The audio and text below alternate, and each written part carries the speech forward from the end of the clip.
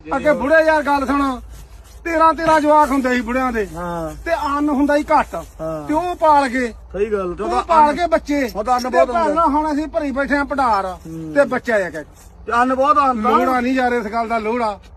ਅਸੀਂ ਉਹੀ ਸ਼ਰਮਾ ਮਾਰ ਕੇ ਬੱਚੇ ਦਾ 5 7 ਹੋਣ ਇੱਕ ਕੋਈ ਪੱਠਿਆਂ ਨੂੰ ਜਾਵੇ ਇੱਕ ਕੋਈ ਭੈਣਾ ਵਿਆਹ ਸ਼ਾਦੀ ਤੇ ਜਾਵੇ ਘਰੇ ਪਸ਼ੂ ਤੇ ਅਸੀਂ ਜਾਂਦੇ ਵੀ ਹੁਣ ਪਤਾ ਕੀ ਗੱਲ ਇੱਕ ਕਰਕੇ ਅਸੀਂ ਪੈਲਸ 'ਚ ਹੀ ਜਾਂਦੇ ਆ ਨਾਲੇ ਨਾ ਅਸੀਂ ਮਾਮੇ ਨੂੰ ਜਾਣਦੇ ਆ ਨਾ ਅਸੀਂ ਭੂਆ ਨੂੰ ਜਾਣਦੇ ਸਹੀ ਗੱਲ ਆ ਹੈ ਤੇ ਉੱਥੋਂ ਦੇ ਕੇ ਪੈਸੇ ਦੇ ਘਰ ਨੂੰ ਮੋੜਦੇ ਆ ਲੋੜਾਂ ਦੀ ਤੇ ਸਾਰੀ ਮਿੱਟੀ ਪੱਟੀ ਜਾਂਦੇ ਆ ਮਿੱਟੀ ਤੇ ਸਾਡੇ ਕੋਲ ਸੰਦ ਹੀ ਨਹੀਂ ਲੋਟ ਆਏ ਸਾਰੀ ਉਮਰ ਚ ਸੰਦ ਨਹੀਂ ਆਏਗਾ ਲੋਹਾ ਹੀ ਨਹੀਂ ਤੇ ਬਿਨਾਂ ਲੋਹੇ ਦਾ ਮਾਂ ਪਿਓ ਸਾਡਾ ਬਿਨਾਂ ਲੋਹੇ ਤੋਂ ਕਮਾਈ ਕਰ ਗਿਆ ਯਾਰ ਹਾਂ ਬਿਨਾਂ ਲੋਹੇ ਤੋਂ ਕਰ ਗਿਆ ਕਮਾਈ ਇੱਕ ਹਾਲ ਉਹ ਸੌਖੇ ਸੀ ਹਾਂ ਇੱਕ ਪੱਟੀ ਦੇ ਵਿੱਚ ਇੱਕ ਪਿੰਡ ਦੇ ਵਿੱਚ 5-4 ਗੱਡੇ ਹੁੰਦੇ ਸੀ ਨਾਲੇ ਸੌਖੇ ਸੀ ਤੇ ਨਾਲੇ ਸੌਖੇ ਸੀ ਯਾਰ ਆ ਤਾਂ ਯਾਰ ਨੇਰੀ ਆ